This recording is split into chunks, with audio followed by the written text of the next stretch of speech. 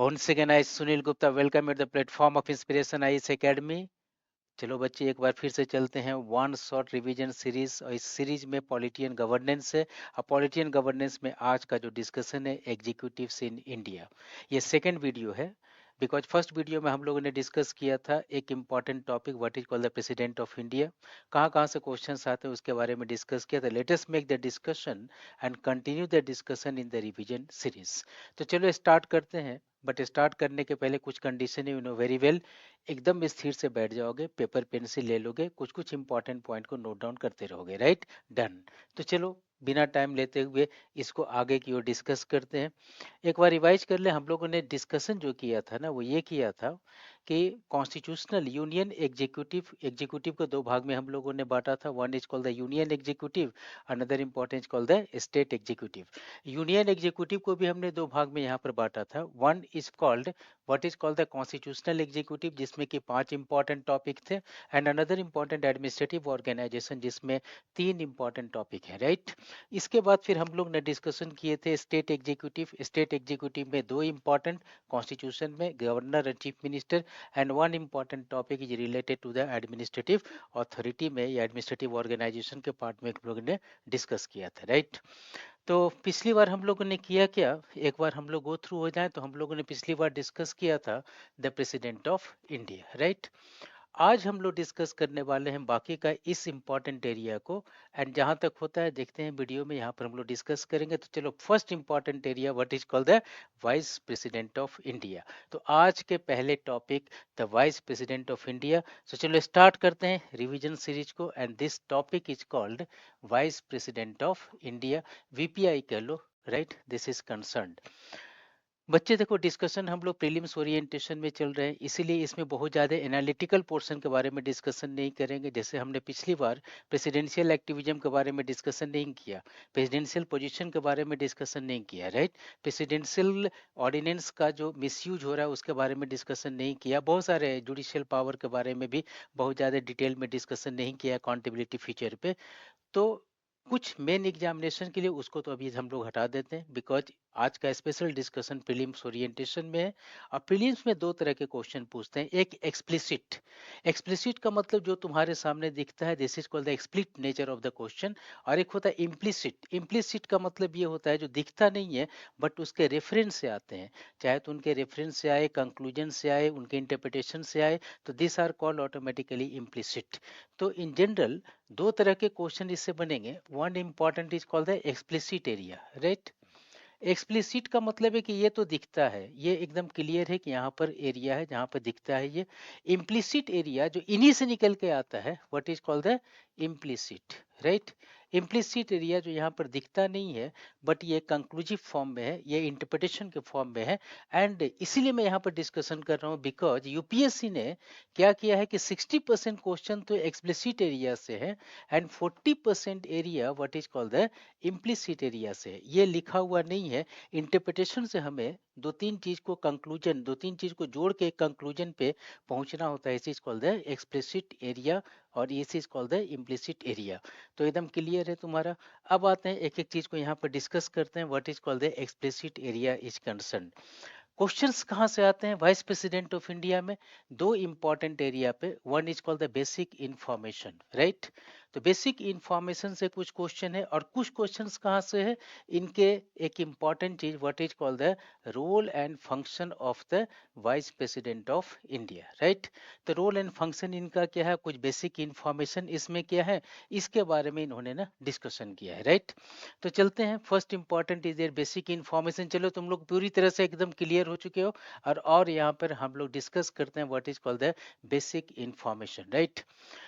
First important point of the Vice President of India is that this is the constitutional authority that is mentioned under Article 63 to 71 of the Constitution of India. ये mention किया हुआ है chapter number 1 में, ये mention किया हुआ है part number what 5 of the constitution of India. तो पहला इंपॉर्टेंट चीज हो गया, this is the constitutional authority mention under the article 63 to 71 of the constitution of India, right? Second important fact is there, ये जो पोजीशन है ना ये बहुत क्लोज है, विच पर्टिकुलर, अमेरिका से क्लोज है, ये यूके से क्लोज नहीं है। So this is very close to that is called close to American administrative system, right? American administrative system से इनका क्लोजनेस है। तो सेकंड इंपॉर्टेंट पॉइंट इसके साथ जुड़ता है, अमेरिका से बहुत कुछ लेना देना इनका, very important fact is concern, right? अब third important area is concern, ये जो ऑफिस है this is called the second highest office, right? Highest office, देखो यहाँ पर कंफ्यूजन का चांसेस हो सकते हैं, because chief justice of India और अगर VPI vice president of India में, दोनों में अगर तुलना करना पड़े तो देखने में लगता है कि नहीं यार, चीफ जस्टिस ऑफ इंडिया तो कम से कम तो ऊपर होना ही चाहिए, राइट? प्राइम मिनिस्टर तो ऊपर होना ही चाहिए, नहीं है ऊपर प्रेसिडेंट्स के टेबल में, प्रेसिडेंट के बगले में नीचे जस्ट आते हैं कौन, वाइस प्रेसिडेंट ऑफ इंडिया। तो very important fact is there, second highest office. हो सकता है तुम लोग को यहाँ कंफ्यूजन हो जाए, इसलिए मैंने एकदम क्लियर कर दिया है। फर्स्ट इंपॉर्टेंट, ये आदमी इलेक्टेड है कि अपॉइंटेड है, वेरी इंपॉर्टेंट फैक्ट इज दियर, भैया इनका ना इलेक्शन होता है, इलेक्टेड आदमी है, राइट? इलेक्शन होता है तो इसके अंदर में बहुत सारे पॉइंट है जो इसको जानना बहुत जरूरी है। इलेक्शन होता है तो इलेक्शन करता कौन है, that is election commission of India, under article 324 of the constitution इनका इलेक्शन करेगा, right? Second important fact is there, election का मेथड क्या होता है, तो मेथड एकदम क्लियर है, single transferable vote system, transferable vote system यहाँ पर होता है, using which particular secret ballot, right? Secret ballot के बारे में यहाँ पर डिस्कशन है कि यहाँ पर सीक्रेट बैलेट के साथ में इनका होगा, सब लोग वोटिंग देंगे नहीं, सब लोग वोटिंग नहीं देंगे, इनका electoral college, right? Electoral college के बारे में यहाँ पर डिस्कशन करने की बात यह है कि इसमें होते हैं कौन, that is only two important persons are there, MP Lok Sabha, right? Lok Sabha is there. Another important is there, what is called the MP Rajya Sabha is there, right? समझने वाली बात दो चीज है, इसमें स्टेट लेजिस्लेचर का कोई रिप्रेजेंटेशन नहीं है, राइट? उसमें प्रेसिडेंट ऑफ इंडिया वाले में स्टेट लेजिस्लेचर का रिप्रेजेंटेशन था, इसमें नहीं है। और second important is there, president वाले में सिर्फ इलेक्टेड आदमी थे, नॉमिनेटेड नहीं थे, इसमें नॉमिनेटेड मेंबर्स भी पॉसिबल हो सकते हैं। राज्यसभा में 12% जो नॉमिनेटेड मेंबर है, that would also be a part of the so electoral college of the vice president of India election के पॉइंट ऑफ व्यू से। नाउ नेक्स्ट इंपॉर्टेंट इज, ये सब आदमी वाइस प्रेसिडेंट बन सकता है? नहीं जी, सब नहीं बन सकता है, इनके लिए कुछ क्वालिफिकेशन है, राइट? क्वालिफिकेशन क्या क्या है? क्वालिफिकेशन इनके पास में है, first important citizen of India, इसका मतलब क्लियर है कि कोई भी overseas citizen of India vice president of India नहीं बन सकता, कोई foreigner vice president of India नहीं बन सकता है, राइट? कोई भी सिटीजन ऑफ इंडिया यहाँ पर बन सकता है, यहाँ पर कोई जरूरी नहीं कि बर्थ सिटीजन हो। Second important fact is there, age होना चाहिए बच्चे 35 ईयर्स या इससे ज्यादा का एज हो, वही आदमी बन सकता है, तुम लोग तो बनोगे नहीं, बिकॉज 32 लास्ट एज है, राइट? रिजर्वेशन कैटेगरी में होगा, उसका हम नहीं कर सकते, right? It's then, right? Third important is there, ये आदमी जो होने चाहिए ना, qualified to be, right?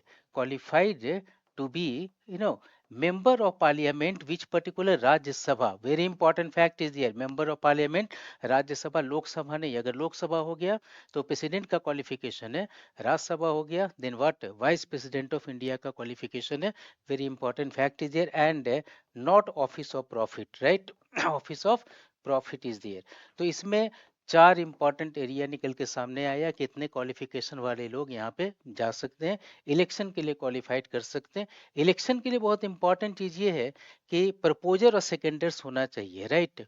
Proposer जिनको 20 आदमी होने चाहिए, सेकेंडर जो होना चाहिए ना वो भी 20 आदमी होने चाहिए, राइट?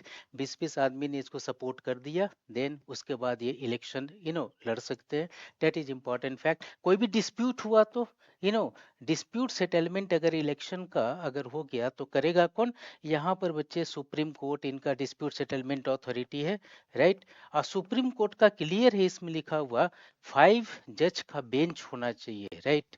तो 5 जज का बेंच ही इसको न डिसाइड करेगा कि हाँ जी ये इलेक्शन में पर्टिकुलर डिस्प्यूट हुआ, तो what is the dispute and everything that would be taken under this one, right? ते कुछ इंपॉर्टेंट पॉइंट है that is related to what is called the election of the vice president of India. Election थोड़ा सा बड़ा सा topic है vice president of India में, otherwise छोटे मोटे टॉपिक है that is mentioned here, right? Now next important area is concern, इसको थोड़ा छोटा कर दें ताकि पता चल जाए हम लोगों ने अभी तक किया क्या। हम लोगों ने इतना कुछ अभी तक किया है। 63 another important close to American administration, second highest, and election is concern. Election में बहुत सारे मैकेनिज्म थे, इसके बारे में हम लोगों ने डिस्कशन किया, राइट। अब थोड़ा सा आते हैं एक बेसिक सिस्टम में, यहाँ पर ओथ इज कंसर्न, राइट। तो fifth important is there what is called the oath and affirmation is there, right? Oath and affirmation, right? So what is called OATH, oath and affirmation।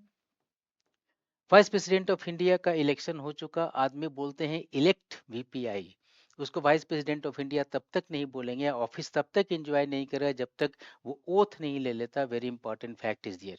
Oath के बारे में दो important चीज, इसकी चर्चा कहाँ है, article 69 of the constitution of India में। इसी में ये लेते हैं oath of office and secrecy के बारे में, ऑफिस एंड सिक्रेसी के बारे में ये ओथ लेते हैं, राइट। दो इंपॉर्टेंट चीज इनका मेंशन है, फॉर्म इनका इसी में मेंशन है, और कभी भी इनका फॉर्म शेड्यूल 3 में मेंशन नहीं है। तो याद रखोगे कि president, vice president of India, governor is concern, उनका फॉर्म मेंशन किया हुआ है स्पेशल आर्टिकल में। प्रेसिडेंट के बारे में आर्टिकल 60 में मेंशन किया हुआ है, वाइस प्रेसिडेंट के बारे में article 69 of the constitution of India mention है। प्राइम मिनिस्टर का, एमपी का, सीजेआई का, सीएजी का, ये सब का फॉर्म एक शेड्यूल में मेंशन किया हुआ है। तो फॉर्म ऑफ ओथ इसको कहते हैं, शेड्यूल 3 ऑफ द कॉन्स्टिट्यूशन। याद रखने वाली बात है, इनका आर्टिकल 69 में स्पेशली फॉर्म मेंशनड है, इनको शेड्यूल 3 में मेंशनड नहीं है, right. And another important is there, who administer, तो administered by which particular person, by the president of India is concern. तो प्रेसिडेंट ऑफ इंडिया इसको एडमिनिस्टर कराएगा, this is automatically oath is concern, right. तो basic information में तुमने देख लिया है चीज। चलो एक और कभी कभी क्वेश्चन आते हैं इनके बारे में, एंड दिस इज कॉल्ड कि भाई साहब का टेन्योर कितना होगा, राइट, कितने दिन के लिए रहेंगे। तो कितने दिन के लिए रहेंगे, कॉन्स्टिट्यूशन मेंशन करता है कि यार 5 साल के लिए नॉर्मली ये रहेंगे, राइट। तो 5 साल इनका टेन्योर है, या इनके पहले ये जा सकते हैं, वैकेंसी हो सकता है इनके ऑफिस में। यस वैसा वैकेंसी तो पॉसिबल हो सकता है, राइट। वैकेंसी पॉसिबल हो सकता है in the condition of death. अब यार ये सुबह उठेगा नहीं तो क्या कर सकते हैं, राइट। तो ऑटोमेटिकली वैकेंसी तो रहना ही पड़ेगा, परमानेंटली वैकेंट हो गया ये, automatically set to be resignation, resignation दे सकता है ये। रेजिग्नेशन देने के लिए जरूरी है कि ये प्रेसिडेंट को रेजिग्नेशन देगा, लेकिन यहाँ पर बहुत इंपॉर्टेंट फैक्ट यहाँ पर ये है कि इनको एक बार बताना पड़ेगा, लेजिस्लेचर यानी कि स्पीकर को आपको जो है ना कि इन्फॉर्म करना पड़ेगा इसके बारे में, मैं रेजिग्नेशन दे रहा हूँ। These are the important fact, right. Next important area is concern, या तो डेथ हो जाए या रेजिग्नेशन हो जाए, या टेम्परेरी अब्सेंस कोई होता है, राइट ना, टेम्परेरी ऑब्सेंस भी हम लोग कहते हैं। absence का मतलब डिप्लोमेटिक मिशन पे चला गया, बीमार पड़ गया, something is there, so what is called the temporary absence is concern. And अगर कंसीडर करो बीच में इनको हटाना पड़ गया तो, राइट, बीच में इनको हटाना पड़ गया तो इम्पीचमेंट मोशन इनके साथ अप्लाई नहीं होता। इम्पीचमेंट मोशन अंडर आर्टिकल 61 में only for the president of India के साथ है, इनके साथ अप्लीकेबल नहीं है। तो इनके लिए क्या है, इनके लिए एक आर्टिकल बनाया हमने, आर्टिकल 67। यहाँ पर स्पेशली हमने मेंशन किया है removal of vice president of India में, राइट।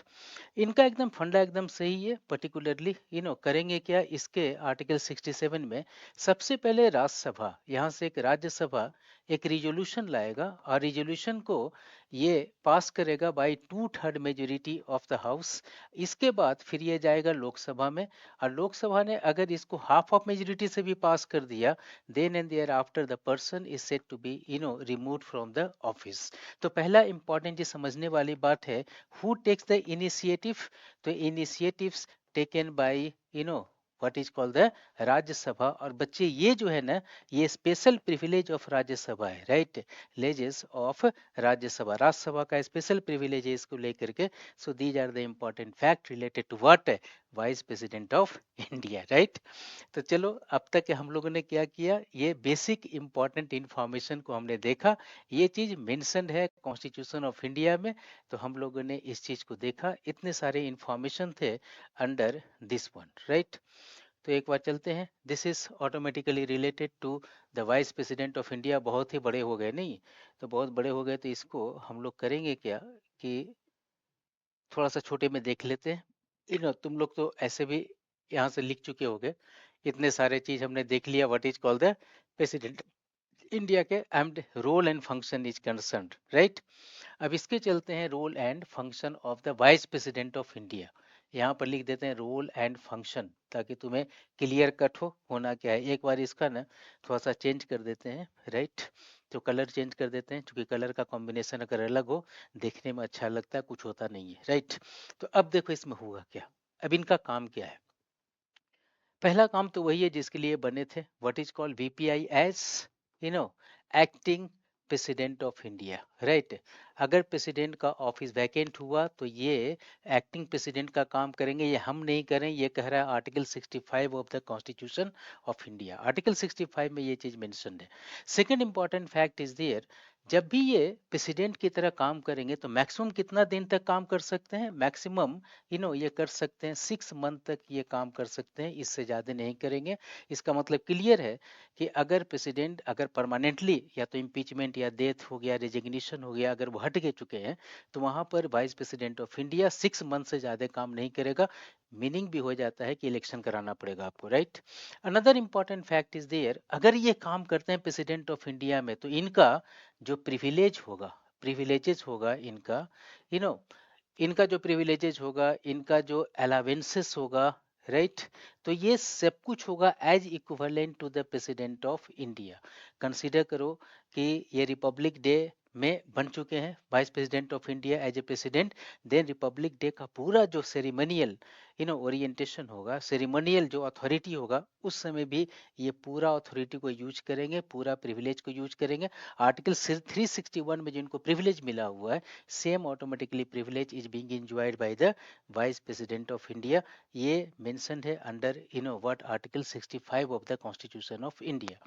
सेकंड इंपॉर्टेंट, इनको हमने बनाया है CPI as what, that is ex officio chairman of Rajya Sabha.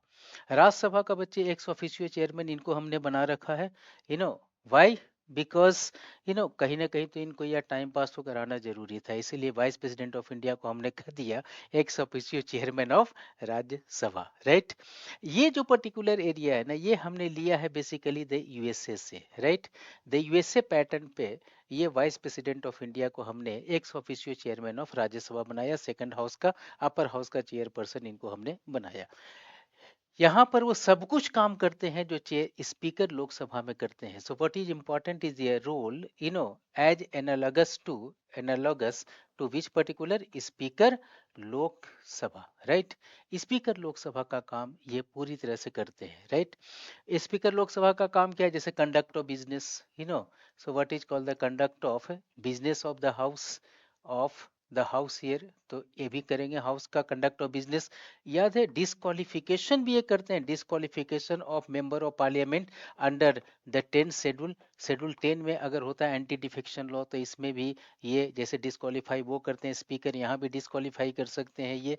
Another important area is there representation of representation of house, यानी कि राज्यसभा को रिप्रेजेंटेशन करेंगे एक पब्लिक फोरम पे, पब्लिक प्लेटफॉर्म पे। These are particular fact is there, ये सब काम वही करेंगे जो लोकसभा का स्पीकर करता है, right. These are the important fact. Another important area is there कि ये हम नहीं करें, ये इनका इम्पॉर्टेंट कॉन्स्टिट्यूशनल फंक्शन है under the provision of article 64 of the constitution of India, right. 64 of constitution of India में इनके पास में है ये सब बेसिक इंफॉर्मेशन है related to what vice president of India से, राइट। चलो next important area is there VPI as distinctive distinctive administrator, administrator. तो एडमिनिस्ट्रेटर एकेडमिशियन कहीं ना कहीं पे डिस्टिंक्टिव, इनको अगर ऐसा कुछ हुआ तो एक रिकॉग्निशन के पॉइंट ऑफ व्यू से इनको डिस्टिंक्टिव ओरिएंटेशन देते हैं। जैसे for example he is also ex officio president of Indian institute of public administration. Public administration का रिसर्च इंस्टीट्यूशन है IIPA, Indian institute of public administration, कोई नहीं है यहाँ पे, तो हमने किसको बना दिया एक्स ऑफिशियो चेयरमैन, हमने या प्रेसिडेंट बना दिया हमने वाइस प्रेसिडेंट ऑफ इंडिया को।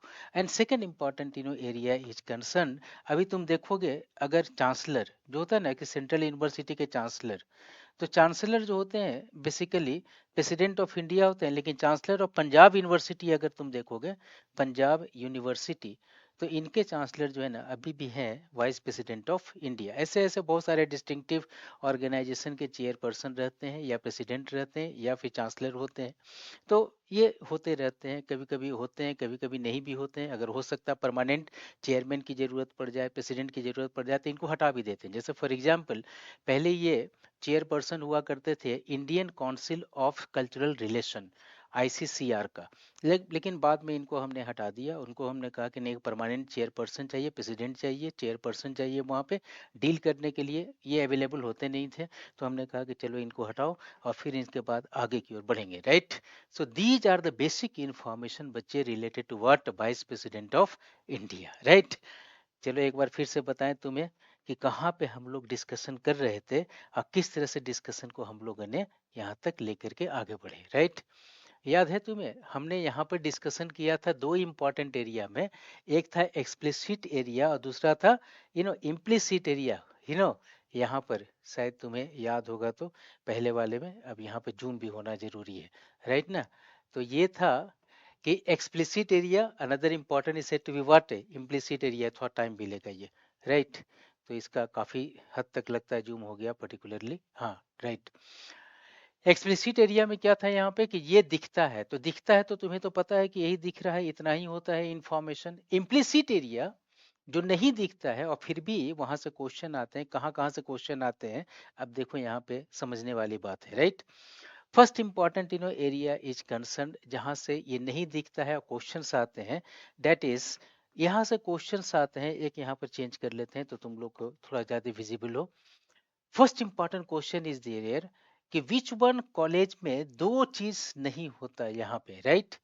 इलेक्टेड मेंबर ऑफ पार्लियामेंट के साथ साथ नॉमिनेटेड मेंबर ऑफ पार्लियामेंट भी होते हैं, राइट।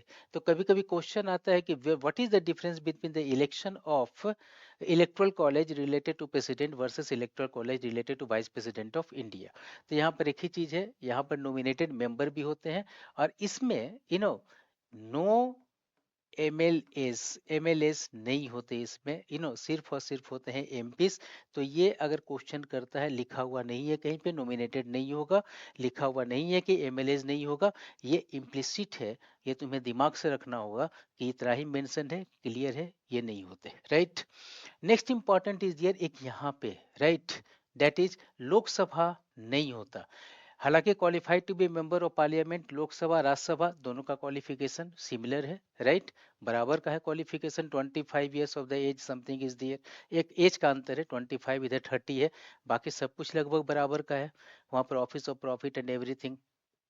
नाउ यहाँ पर की बात क्या है, ये राज्यसभा है तो क्लियर है वो vice president of India, Lok Sabha है तो क्लियर है what is called the president of India. तो यहाँ पर कभी कभी क्वेश्चंस आ जाते हैं कि इधर हाउस ऑफ पार्लियामेंट, इधर हाउस ऑफ पार्लियामेंट बच्चे नहीं होगा, ओनली एक ही हाउस ऑफ पार्लियामेंट होगा qualified to be the member of Rajya Sabha, not automatically Lok Sabha या फिर other important areas, right.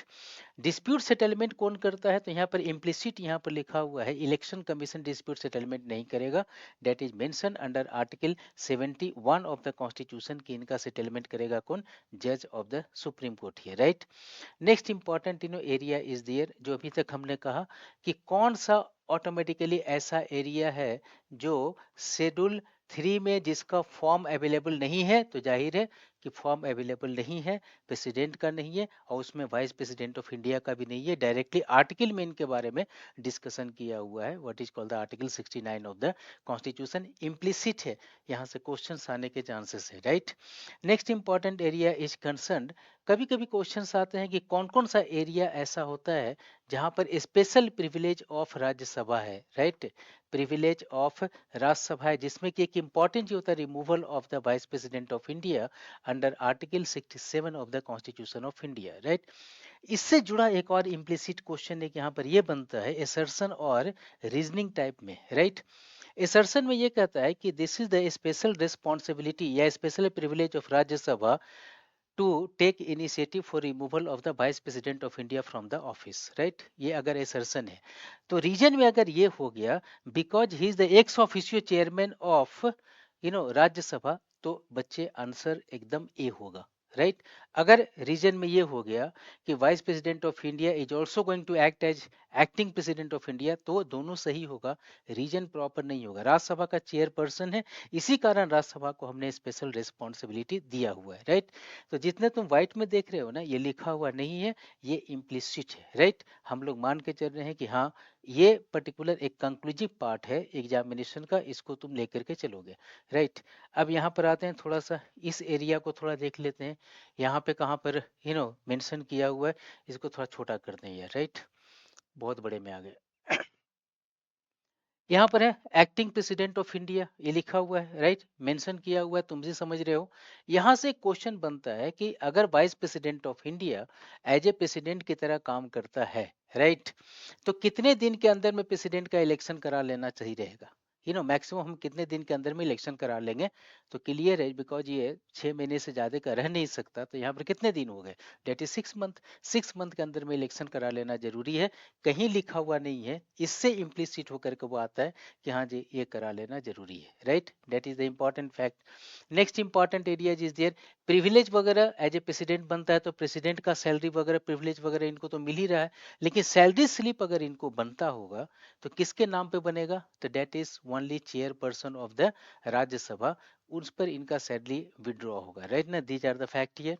Next important इधर एक्स ऑफिशियो चेयरमैन, ये कुछ मेंशन किया हुआ है सब कुछ। अब यहाँ पर देखो एक क्वेश्चन आता है ये कि कंसीडर कीजिए कि एमपी राज्यसभा में है और इसने एंटी डिफेक्शन लॉ को नहीं माना, तो ऐसे में कौन डिस्क्वालीफाई करेगा, तो इसमें लिखा हुआ एंटी डिफेक्शन लॉ में chairperson concerned will have to take the decision upon any question arising out from the disqualification due to anti-defection law, right? Due to violation of provision of anti-defection law. तो chairperson कौन है, that is यहाँ पर कौन है, यहाँ पर that is vice president of India. तो एकदम क्लियर है, ये कहीं लिखा हुआ नहीं है, तुम्हें इंटरप्रेट करना है, इंटरप्रेट करके उसको आंसर देना है, राइट। तो यहाँ पर थोड़ी सी क्रिएटिविटी की जरूरत है, and so these are the particular fact related to what, vice president of India, right. तो बच्चे एक दूसरे चीज खत्म कर लिए, what is called the vice president of India, बहुत ही छोटे समय में हम लोगों ने डिस्कशन कर लिया है, राइट। अब 30 सेकंड का थोड़ा सा ब्रेक लो और उसके बाद फिर चलेंगे next important area, and this is concerned what is called the एक बार फिर से चलते हैं, कौन सा ईयर बचा वाइस प्रेसिडेंट ऑफ इंडिया के बाद में, what is called the union council of minister, right ना। यूनियन काउंसिल ऑफ मिनिस्टर के बारे में चलते हैं, लेकिन इसके बाद में यहाँ पर हम लोगों ने अभी तक वाइस प्रेसिडेंट ऑफ इंडिया को देखा, अब चलते हैं what is called the union council of minister. Union council of ministers, right ना। यूनियन काउंसिल ऑफ मिनिस्टर छोटा टॉपिक है, इसके बारे में डिस्कस करेंगे। थर्ड कॉन्स्टिट्यूशनल अथॉरिटी है union council of minister, right. 30 second का ब्रेक लेते हैं, नहीं रहने दो।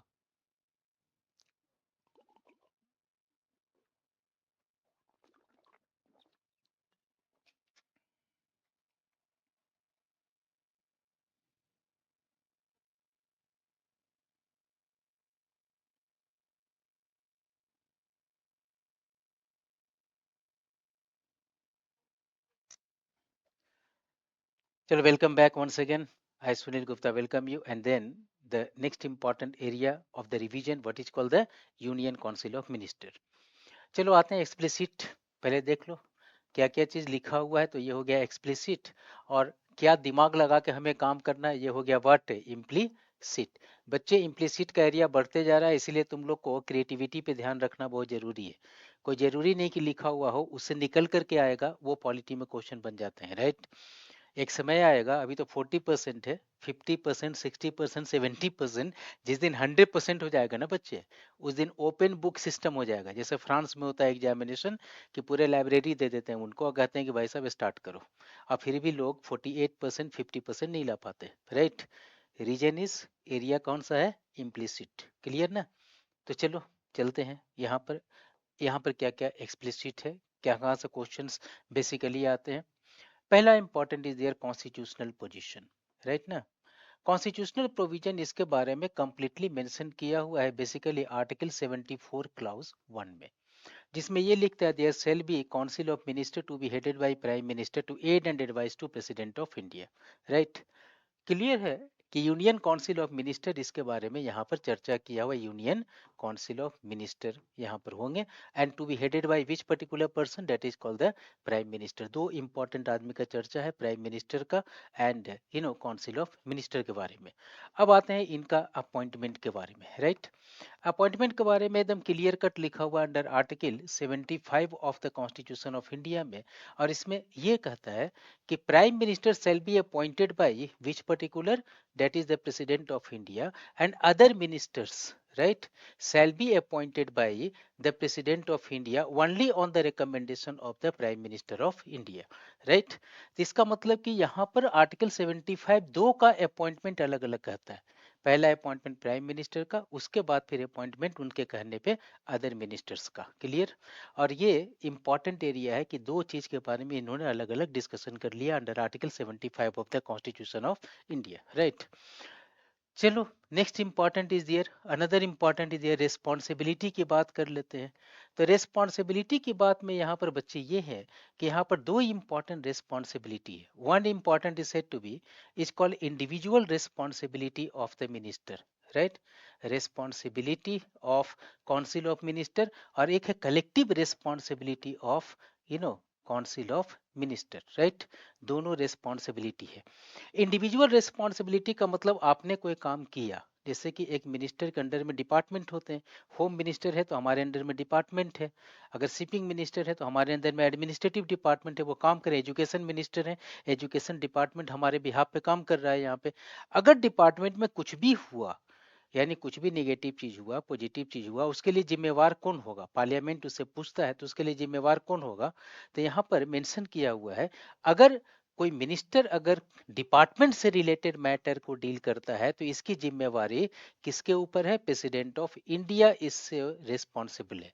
Individual responsibility of minister upon which one, president of India on the departmental matter, ये होता है इंडिविजुअल रिस्पॉन्सिबिलिटी। अगर आपने कोई गलत काम किया और ये प्रेसिडेंट को लगा कि आपने गलत काम किया हुआ है तो आपको डिसमिस भी कर सकते हैं, डजेंट मैटर, चूंकि रिस्पॉन्सिबिलिटी है तो आपको डिसमिस भी कर सकते हैं। That minister may be dismiss from the union council of minister, right. अब कलेक्टिव रिस्पॉन्सिबिलिटी, कलेक्टिव रिस्पॉन्सिबिलिटी जो होता है ना वो पूरे काउंसिल ऑफ मिनिस्टर का होता है, राइट। और ये किसके तरफ होता है, ये होता है इसके तरफ में, डेट इज लोकसभा के तरफ में होता है। यहाँ पे मेंशन किया हुआ है लोकसभा, यानी कि लोकसभा को पीपल ऑफ हाउस भी कहते हैं। ये हम नहीं कह रहे हैं, ये कह रहा है article 75 clause 3 of the constitution of India, right. तो ये कह रहा है article 75 clause 3 of the constitution of India. इसका मतलब ये हुआ कि अगर कोई काम आपने किया, काउंसिल ऑफ मिनिस्टर ने सब लोग मिल करके डिसीजन लिए, और डिसीजन ये लोकसभा में यहाँ पर वो अगर हाफ ऑफ मेजोरिटी उनके साथ नहीं हुए तो ऑटोमेटिकली इन सबको रिजाइन देना पड़ेगा या उसको रिवाइज करना पड़ेगा, राइट। तो दीज आर पर्टिकुलर फैक्ट, और इसी कारण जो है ना नो कॉन्फिडेंस मोशन जब भी हम करते हैं तो in order to ensure what, collective responsibility, कोई भी मोशन लाते हैं, चाहे एडजमेंट मोशन लाते हैं या फिर नो कॉन्फिडेंस मोशन लाते हैं, कॉन्फिडेंस मोशन लाते हैं, तो इसमें हम कलेक्टिव रिस्पॉन्सिबिलिटी को देखते हैं। और यहाँ पर जो भी डिपार्टमेंटल ओरिएंटेशन का रिपोर्टिंग सिस्टम समीक्षा अगर हम करते हैं तो that is a part of what, individual responsibility of the minister is concerned. That's clear. तो चलो अब आगे बढ़ते हैं पर्टिकुलरली। अब यहाँ पर एक समझने वाली बात यहाँ पर ये थोड़ा सा चेंज कर लेते हैं ना, तुम लोग को यार ये होता है ना कि कम से कम चेंज तो होना चाहिए, नहीं तो मजा नहीं आता सिस्टम में। Individual responsibility basically operational decision matter में होता है, ऑपरेशनल डिसीजन से रिलेटेड मैटर में होता है, और ये जो होता है ना वो होता है स्ट्रेटेजिक डिसीजन मैटर से रिलेटेड होता है, राइट। तो ये स्ट्रेटेजिक डिसीजन के लिए कलेक्टिव रिस्पॉन्सिबिलिटी, ऑपरेशनल डिसीजन के लिए इंडिविजुअल रिस्पॉन्सिबल। देखो बीच बीच में नोट करते रहना, तुम लोग भाषण ही मत सुनते रह जाना, right. That's clear. Now next important is there, तो नेक्स्ट इज कंसर्न, नाउ इस अपॉइंटमेंट हो गया, रिस्पॉन्सिबिलिटी हो गया। अब हम लोग देखते हैं what is called the types, और you can say the rank of the, right, rank of council of minister, right. Council of minister का बच्चे अब रैंक के बारे में ना हम लोग डिस्कस करेंगे, राइट। देखो रैंक के बारे में डिस्कशन करते हैं तो पहले तो इंपॉर्टेंट ये समझने वाली बात ये है कि who decides the rank, you know decides the rank of council of minister. तो एक ही आदमी डिसाइड करता है, वो है प्राइम मिनिस्टर। क्लियर ना, प्राइम मिनिस्टर डिसाइड करते हैं, प्रेसिडेंट का कोई फॉर्मल रोल नहीं होता, ये डिसाइड करते हैं, राइट। अब ये पूरे काउंसिल ऑफ मिनिस्टर अबाउट 70 आदमी का काउंसिल ऑफ मिनिस्टर है, और कलेक्टिव डिसीजन लेना है, यानी कि स्ट्रेटेजिक डिसीजन लेना है, तो 70 आदमी थोड़ी ना डिसीजन लेगा, इनको हम रैंक में बांटते हैं, राइट। तो एक एन गोपाला स्वामी अयंगर्स कमेटी था, गोपाला स्वामी अयंगर्स कमेटी। तो इनका एक कमेटी बना हुआ था, और इस कमेटी के रिकमेंडेशन पे 1949 के बाद इनके रिकमेंडेशन पे हमने 4 इंपॉर्टेंट रैंक में इनको हमने बांटा था, राइट। 4 रैंक में हमने बांटा था। ऊपर वाले मिनिस्टर को हम कहते हैं कैबिनेट मिनिस्टर, कैबिनेट मिनिस्टर कहते हैं। नीचे वाले मिनिस्टर को कहते हैं minister of state, minister of state is there. उसके नीचे वाले मिनिस्टर को कहते हैं automatically deputy minister, deputy minister here. और सबसे नीचे वाले आदमी को उन्होंने कहा parliamentary secretary, right, parliamentary secretary. तो सेक्रेटरी, पार्लियामेंट्री सेक्रेटरी इनको बताए। इनका ये मानना था कि ये 4 एरिया में होना चाहिए, और एक और होना चाहिए minister without portfolio, minister without portfolio. तो ये होना चाहिए मिनिस्टर विदाउट पोर्टफोलियो। वो काउंसिल ऑफ मिनिस्टर यानी कैबिनेट मिनिस्टर का ही रूप होना चाहिए इनके बारे में, राइट। तो इनका ये मानना था कि ये 4 इंपॉर्टेंट रैंक में होने चाहिए, और मिनिस्टर ऑफ स्टेट भी 2 तरह के होने चाहिए। एक होने चाहिए डेफिनिट चार्ज, कि इनके पास में ये एक होता है indefinite charge, definite charge. Indefinite charge का मतलब कि इनको इनकी रिस्पॉन्सिबिलिटी को हम चेंज भी कर सकते हैं। डिप्टी मिनिस्टर को वो पॉलिटिकल ट्रेनी बोला करते थे, एंड पार्लियामेंट्री सेक्रेटरी को एक ऐसा अथॉरिटी था जो पार्लियामेंट और काउंसिल ऑफ मिनिस्टर को बीच में जोड़ करके रखते थे। बेसिकली कैबिनेट मिनिस्टर जो थे ना, ये डिसीजन लेते थे, और जो डिसीजन जहां पे लेते थे उसी को बोलते हैं हम लोग कैबिनेट, जिनके चेयरपर्सन होते हैं प्राइम मिनिस्टर, और ये सब मिनिस्टर होते हैं इनके मेंबर, और इसको बोलते हैं हम लोग व्हाट, कैबिनेट, राइट। एक इंपॉर्टेंट डिफरेंस है, what is difference between council of minister and cabinet. Council of minister पूरा है, लेकिन कैबिनेट उसका एक छोटा सा सबसेट है जो स्ट्रेटेजिक डिसीजन लेता है on behalf of council of ministers, right.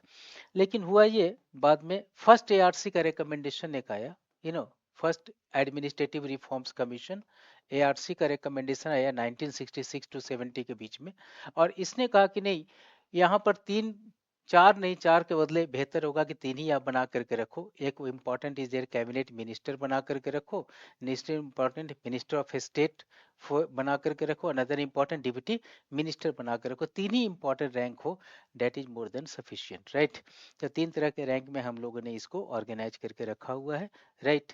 तो यहाँ पर एक समझने वाली बात है कि these are the particular fact related to the council of minister, right. अब छोटा कर लेते हैं, थोड़ा सा देखते हैं कि हम लोग कहाँ पर हैं, हम लोग यहाँ पर हैं, राइट। ये चीज के बारे में डिस्कशन किया था यूनियन काउंसिल ऑफ मिनिस्टर में। इतने सारे चीज को हम लोग ना अब तक डिस्कस कर चुके हैं, राइट। अब इसमें कौन कौन सा मिनिस्टर बच्चे इंपॉर्टेंट है, इसको देखना जरूरी है। तो मिनिस्टर तो बहुत इंपॉर्टेंट है, राइट। मिनिस्टर ऑफ होम भी इंपॉर्टेंट है अपने, minister of rural development, urban development. लेकिन इतना कुछ हमें नहीं पढ़ना, हमें पढ़ना है सिर्फ एक इंपॉर्टेंट आदमी को, and this person is called what, that is the prime minister. Prime minister is very very important person of our parliamentary democratic system, right. पहले इंपॉर्टेंट चीज ये कि prime minister is concern. Prime minister क्या क्या काम करेंगे, कैसे काम करेंगे, इनके बारे में चर्चा हम लोगों ने किया हुआ है बहुत सारे जगह पे। कहीं कहीं तो कॉन्स्टिट्यूशन ऑफ इंडिया ने चर्चा किया हुआ है। कॉन्स्टिट्यूशन ऑफ इंडिया ने बहुत सारे आर्टिकल में prime minister has to do this one that one, just like for example article 78 जहां पर बोलता है कि प्राइम मिनिस्टर 3 कॉन्स्टिट्यूशनल ड्यूटी करेंगे, राइट। फर्स्ट, इंफॉर्मेशन देंगे प्रेसिडेंट को on the mention of the administration and proposal for legislation, furnish करेंगे other information और कलेक्टिव रिस्पॉन्सिबिलिटी को मेंटेन करेंगे। 3 इंपॉर्टेंट चीज, ये कॉन्स्टिट्यूशनल फंक्शन इनको है। कुछ इनको एम्पावरमेंट देता है स्टेट्यूटरी एक्ट, स्टेट्यूटरी एक्ट देता है। जैसे for example disaster management act 2005 इनको कहता है कि आप साहब बन जाएंगे चेयरमैन ऑफ द एनडीए में, नेशनल डिजास्टर मैनेजमेंट अथॉरिटी के चेयरपर्सन बनेंगे। और कुछ इनको पावर देता है एलोकेशन ऑफ बिजनेस रूल 1961। 1961 ही कहता है कि आप कैबिनेट के चेयरपर्सन रहेंगे, राइट। ये इनका आर्टिकल, इसमें एलोकेशन ऑफ बिजनेस रूल में एक रूल 12 है, बहुत बड़ा रूल है, जिसमें ये कहता है कि prime minister on behalf of the cabinet has to take the decision, right. तो अगर कैबिनेट का डिसीजन अगर हो गया तो सिर्फ प्राइम मिनिस्टर चेयरपर्सन के नाम पे साइन करता है, suppose to be taken by all the minister, सबको साइन करने की जरूरत नहीं है, राइट, एक्सेप्ट आर्टिकल 352, जहां पर नेशनल इमरजेंसी लगाते हैं, तो इसको कैबिनेट इन राइटिंग होता है, हमेशा कैबिनेट इन राइटिंग नहीं होता है, उसी समय होते हैं, अदरवाइज प्राइम मिनिस्टर का यानी चेयरपर्सन का सिग्नेचर मोर देन सफिशिएंट। ये भी एम्पावरमेंट देता है इनको allocation of business rule 1961। Basically ये तीन इंपॉर्टेंट फंडामेंटल एरिया से अपने को एम्पावर करते हैं। अब देखो इनका रोल क्या क्या इंपॉर्टेंट है, रोल इंपॉर्टेंट है यार, इसमें ना थोड़ा सा बीच में लाते हैं इनको, रोल को समझना जरूरी है, राइट। फर्स्ट इनका रोल तो ये है कि भाई साहब चेयरमैन है किस चीज का, यूनियन कैबिनेट का, यूनियन कैबिनेट का चेयरपर्सन होने के नाते पूरा डिसीजन लेते हैं स्ट्रेटेजिक मैटर में, right, that is the important fact here, हर एक डिसीजन को। ये चेयरमैन है किस चीज का, नीति आयोग का। नीति आयोग तुम जानते हो कि नेशनल प्लान मेकिंग बॉडी है और पूरा नेशनल प्लान बनाते हैं, इनके चेयरपर्सन है कौन, that is the prime minister of India, right. Third important the fact is there, ये एक इंपॉर्टेंट पर्सन है, वो है chairman of appointment committee of cabinet, right, appointment committee of cabinet.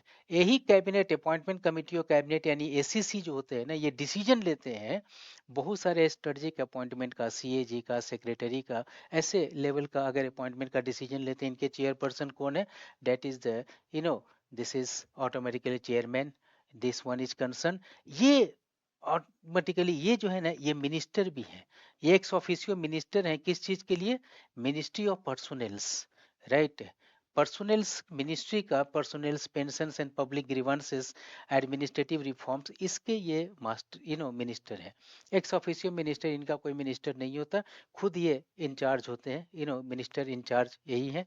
Next important is दियर, इनका एक इम्पॉर्टेंट ये भी है, ये चेयरमैन है, अभी हमने डिस्कस किया नेशनल डिजास्टर मैनेजमेंट अथॉरिटी के, राइट ना, ये इनको पावर कौन देता है, इनको पावर देता है which particular, that is the act is concern and this is called the disaster management act 2005, ये इनको एम्पावरमेंट देता है ये, राइट।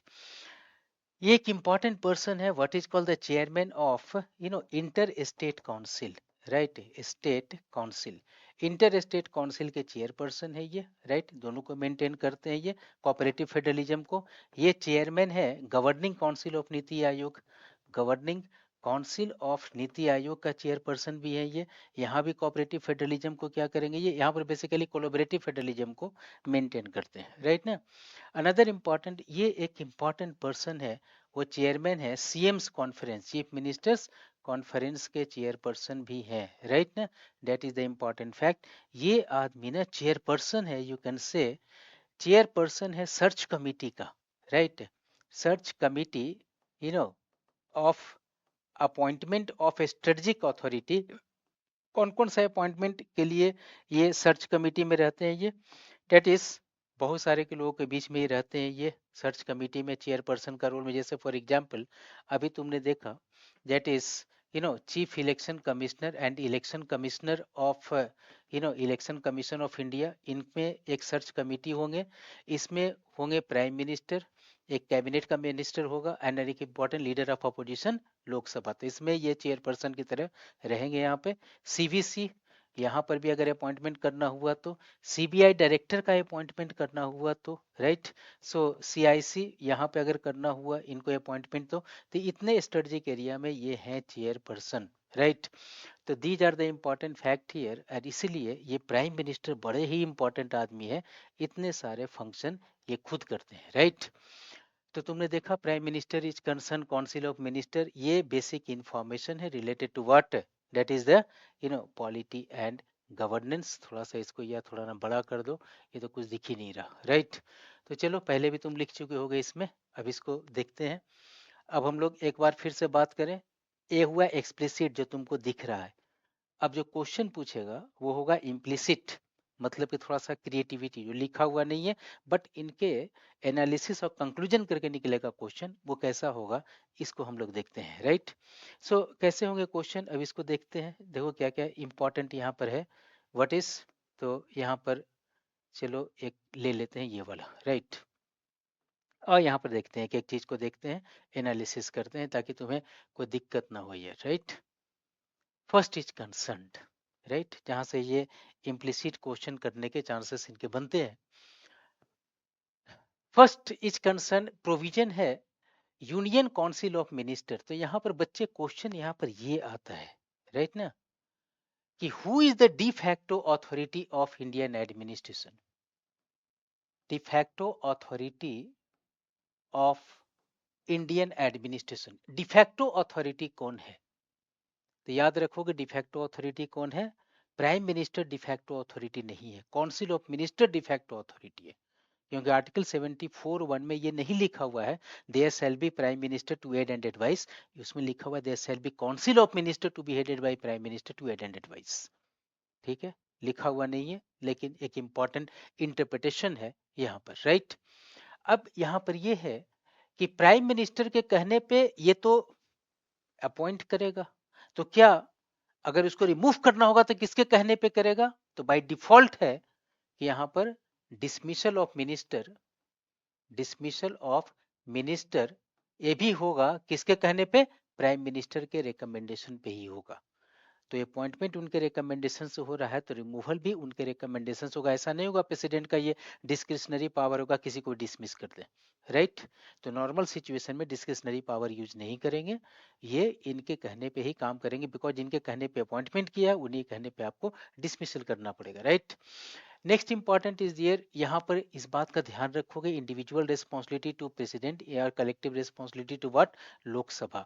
यहाँ पर एक इंपॉर्टेंट चीज ये आता है कि whether collective responsibility to parliament, right, तो बच्चे यहाँ पर तुम पार्लियामेंट नहीं लिखोगे, राइट। अगर कंसीडर करो कि पार्लियामेंट में क्या कलेक्टिव रिस्पॉन्सिबिलिटी होता है, तो नहीं होता है, आर्टिकल 75(3) में मेंशन्ड है कि सिर्फ हाउस ऑफ पीपल में होगा, तो हाउस ऑफ पीपल में ही होगा, बाकी जगह पे नहीं होगा, right. Another important, who decide the rank prime minister, तो यहाँ पर एकदम क्लियर करना, नो प्रेसिडेंट, राइट। तो यहाँ पर एकदम क्लियर है कि प्रेसिडेंट यहाँ पे डिसाइड नहीं करता है, ये एलोकेशन ऑफ बिजनेस रूल का मेंशन्ड है, ये कॉन्स्टिट्यूशनल प्रोविजन नहीं है, राइट। तो कभी कभी ये भी आता है कि what particular is not the constitutional provision, और उसमें ये रहता है rank of the minister decided by the president of India और प्राइम मिनिस्टर, ये कॉन्स्टिट्यूशनल नहीं है, ये एलोकेशन ऑफ बिजनेस रूल में बना हुआ है। एलोकेशन ऑफ बिजनेस रूल को भी हमने बनाया है कॉन्स्टिट्यूशन के under article 77 clause 3 of the constitution में, राइट। यहाँ पर हम लोग देख रहे हैं कि मिनिस्टर का कितने रैंक होते हैं, तो बच्चे देखो ये from time to time depend किया है, कहीं पे 4 रहा है, कहीं पे 3 रहा है, 3 इन जनरल आजकल के एरिया में 3 इंपॉर्टेंट है। पार्लियामेंट्री सेक्रेटरी को मिनिस्ट्री ऑफ पार्लियामेंट्री अफेयर्स आने के बाद हमने इसको हटा दिया है, इसको अब इतना ज्यादा महत्व रहा नहीं, राइट।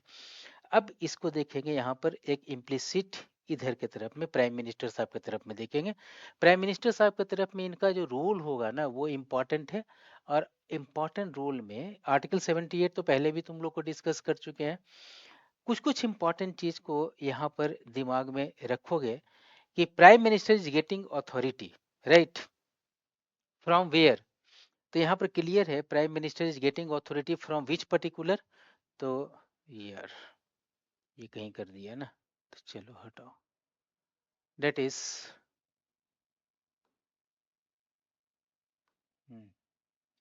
चलो, prime minister is getting authority from which particular, तो प्राइम मिनिस्टर एक जगह से नहीं लेता बल्कि डिफरेंट डिफरेंट जगह से अथॉरिटी लेता है।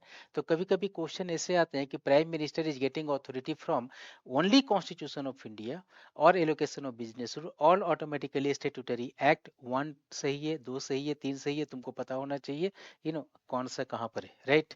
And these are particular fact, एक बार इसको रट्टा लगा लेना, यहाँ कंफ्यूजन में क्वेश्चन आते हैं, याद रखोगे कंफ्यूजन में क्वेश्चन देखने में लगता है चेयरमैन, प्रेसिडेंट, राइट, चेयरमैन हो गया, प्रेसिडेंट हो गया, मेंबर, राइट ना, सेक्रेटरी, ये बड़ा कंफ्यूजिंग टर्म है। अब जैसे यूनियन कैबिनेट का चेयरपर्सन कौन है, तो यहाँ पर प्राइम मिनिस्टर है, राइट। अब थोड़ा सा हम देख लेते हैं, जैसे नीति आयोग का चेयरपर्सन कौन है, प्राइम मिनिस्टर है। नीति आयोग का सेक्रेटरी कौन है, वो प्राइम मिनिस्टर नहीं है, मेंबर सेक्रेटरी कोई अलग आदमी है, ब्यूरोक्रेट टाइप आदमी है, राइट। चेयरमैन एसीसी का कौन है, ये है प्राइम मिनिस्टर। लेकिन अगर हम कहें कि ये बताओ चेयरमैन, यू नो कि इसका सेक्रेटरी एसीसी का कौन है, तो इन जनरल कैबिनेट सेक्रेटरी का काम कर लेता है एसीसी का, राइट। समझ रहे हो ना सिस्टम को। चेयरमैन इंटर स्टेट काउंसिल का कौन है, तो ये प्राइम मिनिस्टर साहब। मेंबर कौन है, तो सीएम है। क्लियर ना। तो याद रखोगे ये सब दोनों को इक्वेट करने का, लगता दोनों सब बराबर में है, लेकिन बड़ा कंफ्यूजन क्रिएट करता है। मेंबर गवर्निंग काउंसिल का कौन है, तो सीएम है। चेयरमैन कौन है, तो prime minister. Are you getting. तो ये सब जो है ना, चारों में कंफ्यूजन क्रिएट करेगा यूपीएससी। और तुम्हें एकदम क्लियर कट होना चाहिए, चेयरमैन है तो चेयरमैन ही है, और मेंबर है तो मेंबर ही है, राइट। इंटर स्टेट काउंसिल में बेसिकली एक कंफ्यूजन आता है यहाँ पे, बिकॉज इंटर स्टेट काउंसिल, इसको बच्चे नोट डाउन कर लिए हो ना तुम लोग, राइट।